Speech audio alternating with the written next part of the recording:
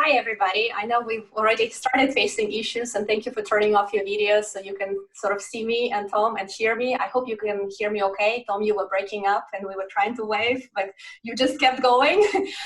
Nonetheless, I hope it's going to work. Thank you all for being here. It's my pleasure to present this work with Radolf Duran and Janusiano, who are also here with us in the room today. Hopefully the slides are coming through. I'm just going to start talking because we're here short on time. Great. So this paper is really a continuation of our work together on understanding organizational responses to normative pressures.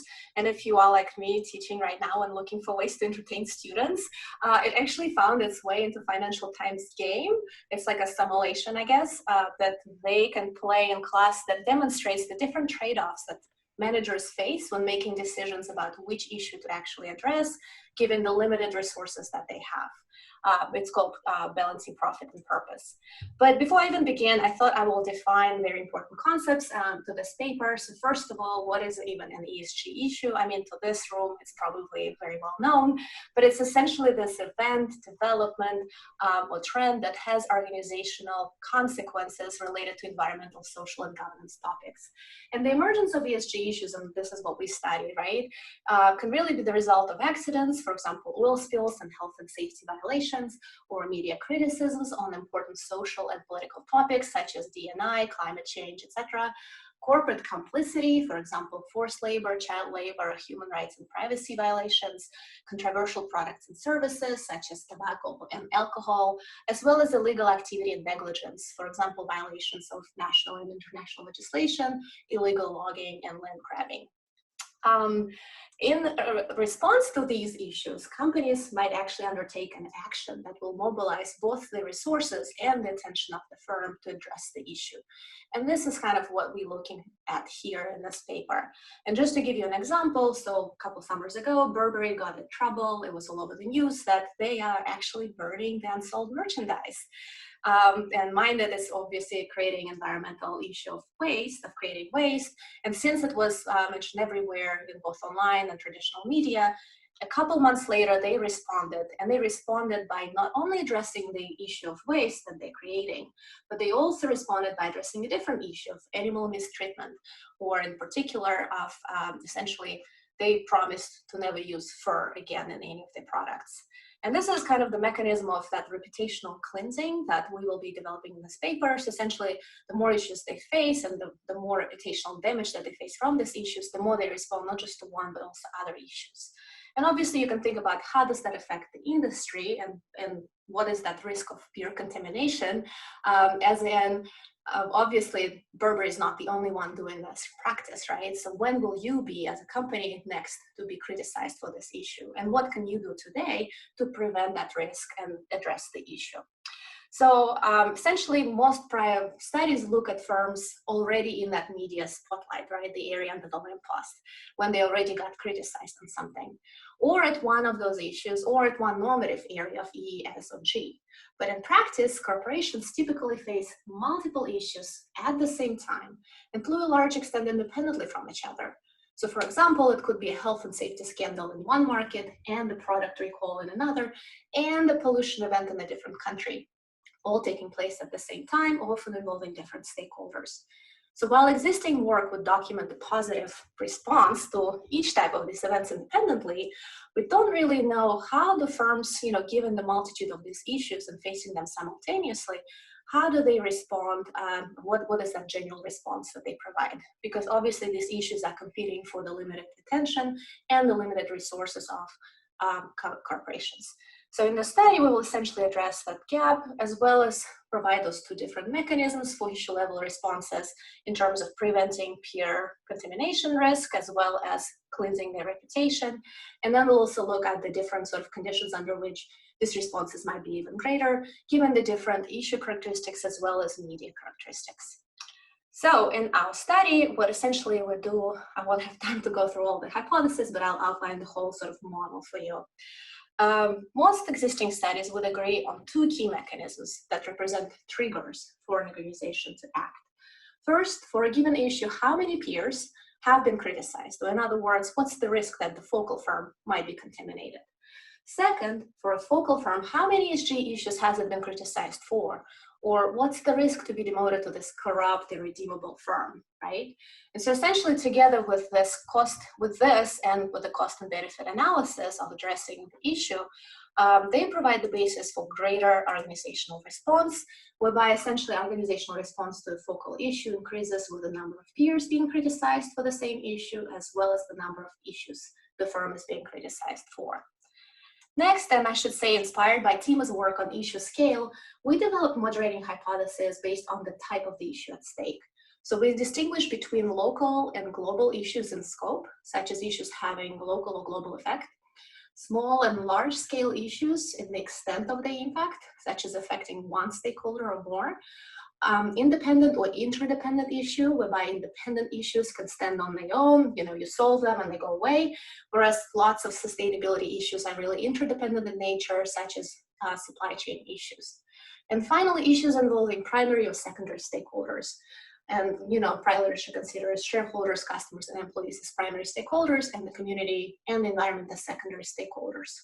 So again, based on the cost-benefit analysis, we argue that a firm will respond to a larger extent to smaller scale, global, independent issues of interest to primary stakeholders with greater risk of peer contamination and greater need for self-cleansing. And finally, obviously, media coverage differs in terms of its gravity, so the extent, the importance, the seriousness of the criticism reported in the news on a specific issue. So different media characteristics can generate differential costs and benefits to the company and its reputation, and hence affect responses. And so essentially, we suggest that media gravity would reinforce those relationships in hypotheses 1 and 2. Now, essentially, obviously, in an ideal world, you would have this huge data set that already merges both the issues and the responses.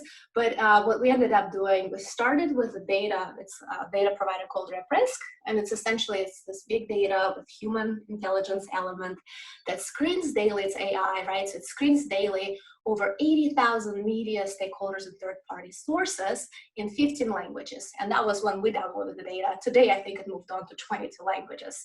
But what's important here is that they do this both in print, in traditional media, as well as in social media. And so here you actually get Twitter as well as blogs, and both for NGOs as well as just individual activists.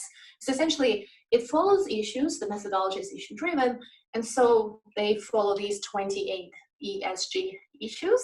And essentially, what we get that are listed in our Appendix 1, what we get is the criticism along these issues of any companies ever criticized in any one of those sources. And then we merge this data with asset 4 for responses. And I should mention before I go there, essentially in terms of which issue is on top, I think it's important to notice that given the work that CNZ and VIT have been doing, impact on communities is number 1 in terms of the criticism, at least in our data set. And so in terms of matching that to responses, we then look through 900 data items in the Asset 4 database, and we match those responses or potential responses to address those issues from Asset 4 to those 28 issues. We find a match for 20 out of 28. 4 of those are actually binary responses, whether they have a policy or not. Some of those, of course, we had to reverse code. We had to run confirmatory factor analysis. In our Appendix 2, you can find all of those results. Essentially, we get an index from 0 to 100, and we use it at T+1. And this is an example of that impact on communities issue. You can see for yourself what's involved. It's really big. And this is kind of what we come up with in terms of responses. And so here you can see essentially majority of those actions or responses are really policies, but some of them are also external actions, such as sort of claims and promises that companies make around a particular issue. So there is certainly variation in terms of responses by different issues, which is kind of what we also try to understand here in this paper. The way we measure peer contamination is really this number of peers in the industry criticized on the particular issue, J and year T, minus the focal firm. And this is essentially, it should also be known to you that the data set, because it tracks both those that are criticized and those that are not, we actually have those observer peers, right, that essentially observe the competitor criticized on an issue, and then actually maybe providing a response preemptively before it gets criticized on that issue.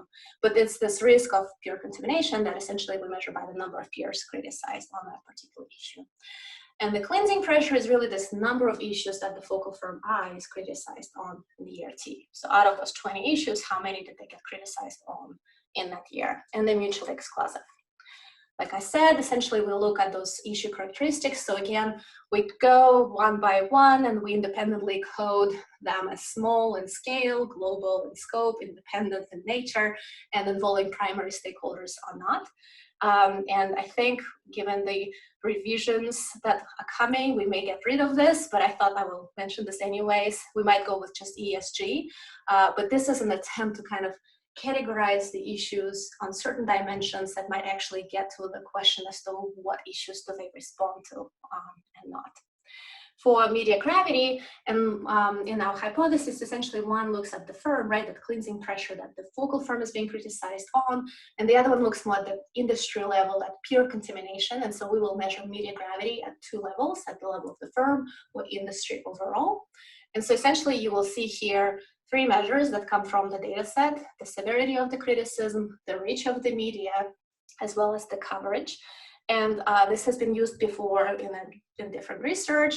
And I should mention that RepRisk ensures that if the same news story appears in multiple sources, the story is taken from the most influential source. Every news is only entered once in the database unless there's some development in the story. It reappears in the more influential source, or the same story appears again after 6 weeks.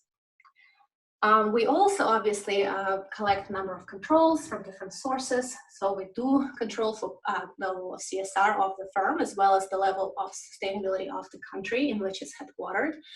We also obviously control for slack, which might give those resources to address more of those issues, as well as profitability, size, ownership, and volatility.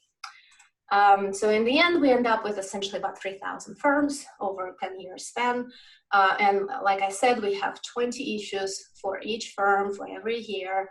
And essentially that variation is what we're after here. That's great. You have about 8 minutes.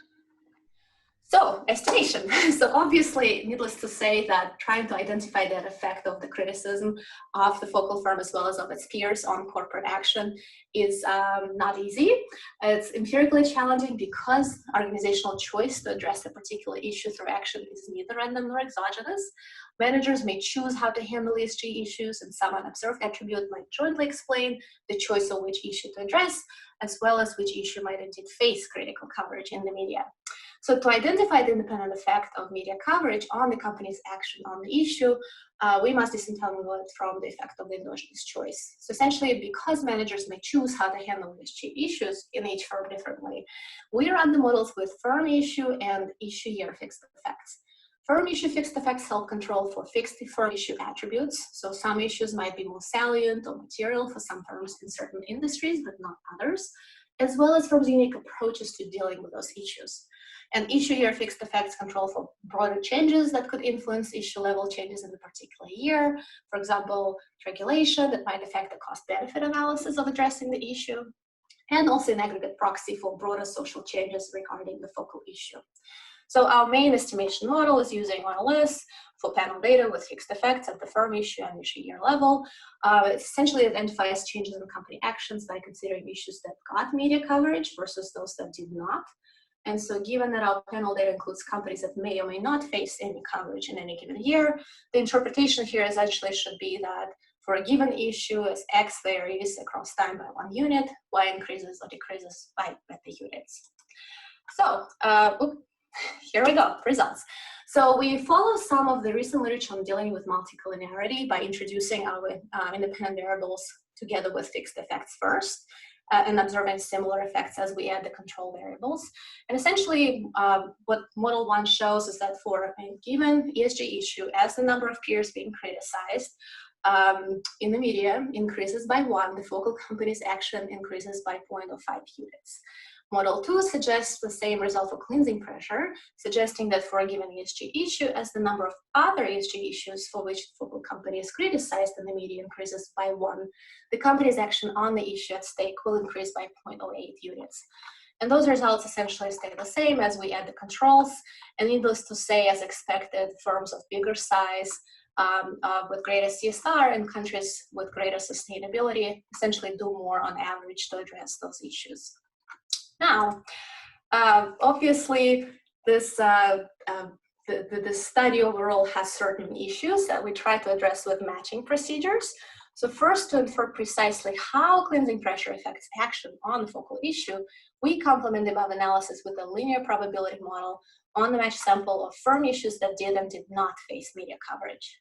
And the match sample here helps address unobserved heterogeneity arising from firm and issue characteristics, because again, some issues may be inherently easier to address than others. Some firms may be inherently more capable of addressing them than others. And so we use CEM to find essentially a control case comparable in attributes to each treated issue that received media coverage. And for our study, we required issues to be the same, with exactly the same or similar level of previous action on that issue, companies to be in the same industry, so same cohort with similar CSR, profitability, slack resources, and size, and come from similar countries with similar levels of sustainability. As you can see, this is before, and there are significant differences essentially in previous action on those issues. The heat only, this is essentially the firms that got criticized on those issues, and the full non-heat sample is those that did not get any coverage on any of those issues. And after matching, that goes away. Now, because we also have peer contamination, what we try to do in our second matching procedure is essentially infer how peer contamination affects action on the focal issue. And so essentially we run the same kind of procedure, but except now we find firm issues with peers that were criticized versus those that did not. And again, we randomly select another placebo firm that's in the same cohort, the same year of placebo criticism with similar previous action on the issue without the peers receiving any criticism. All right, so again, similar here, there are differences from before to after when the differences go away. I'll move to results in the interest of time, and actually we'll show them kind of in tables and figures. So essentially we have two for each of these. 3 minutes left, Olga. How many? 3. Yeah, thank you. So essentially for every kind of, for every analysis, we have two samples, right? We have panel data, that's full sample, and then we have the matched analysis. And so as you can see, there are lots of nuances here that are better seen essentially in figures. These are the moderating conditions. This is peer contamination and essentially the types of the issues. This is cleansing pressure, and again, types of the issues. Here we have media gravity for peer contamination. Here we have cleansing pressure for media gravity. And essentially, we are finding certain nuances that are important to understand, but I think to summarize, what we do here is we actually conduct this multi-issue, multi-level sort of strategic analysis, right? Where we look across those issues and look at the interdependencies that they create. We essentially analyze multiple stakeholders and media sources at the same time. And I should mention that importantly, by itself, media gravity doesn't actually produce any effect. It's with these additional triggers of essentially peer contamination prevention and cleansing pressure that firms respond.